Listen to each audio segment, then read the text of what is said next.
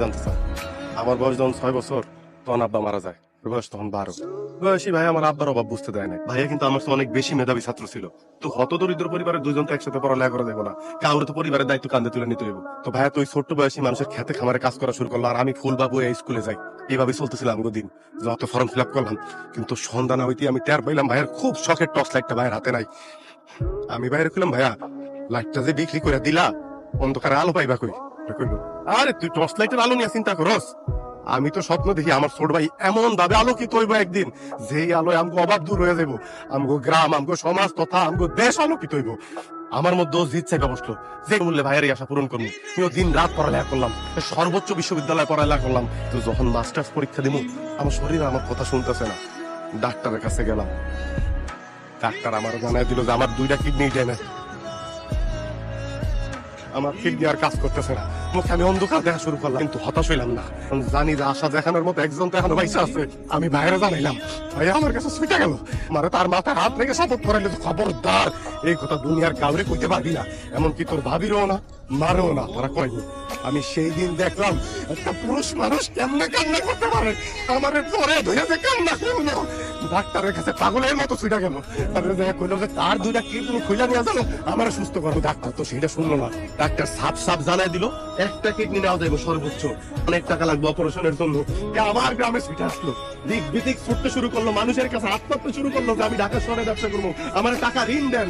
মানুষ তার নানান কথা শুনাইলো, নানান কথা কইলো, কিন্তু ভাইয়া কাউর আসল কথাটা কইল না। ভাইয়া আমার দিয়ে হাসে কইলো, আমার কিছু হইব না, আর যদি হয় তুই পারবি না। আমার শেষ স্মৃতি ছিল দেখে রাখতে। জানেন, আমার জবান দিয়ে কোনো কথা বাইরে এলো না।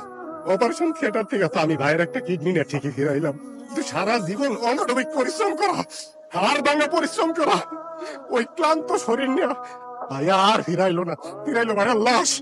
এখন আপনারা কর, ওই ভাবির জন্য, ওই ভাস্তির জন্য আমার কি করা উচিত? আমার উচিত না ভাইয়ের কবরের সামনে যারা কোয়া, ভাইয়া তুমি কবর থেকে উঠে আসো, ওই কবরে তো তোমার থাকার কথা না, ওই কবরে তো আমার থাকার কথা। তোমার তো এই দুনিয়ায় তোমার বউ সন্তান নিয়ে শান্তিতে বসবাস করার কথা। এই কথা আমার করার কথা না। আরে বাংলাদেশের প্রত্যেকটা ঘরে এরকম একটা করে ভাই থাকে, যেমন আমি পারি নাই। আমি পারি নাই আমার ভাইয়ের ঋণ শোধ করতে, আমি পারি নাই। আমার তুমি মাফ করে দাও। আমার আসলে অনেক বড় সৌভাগ্য যে আমি এমন একটা বাড়ির বউ হয়ে আইতে পারছি, আর আমার দুর্ভাগ্য আমি তোমার ভাইয়ের মতো একটা মানুষকে দেখতে পারলাম না। আমার অনেক বড় ভুল হয়ে গেছে, আমারে মাফ করে দাও। আমি সবার সামনে আজকে কথা দিই, আমি ভাবিনি আমার বোনের মতো করে দেখবো, আমি ভাবতেছি আমার মেয়ের মতো করে দেখবো। আমি কথা দিলাম, আমার মাফ করে দাও। ভাবি, তুই তো আজকে জানলেন ভাই আসলে আমার কারণেই মারা গেছে।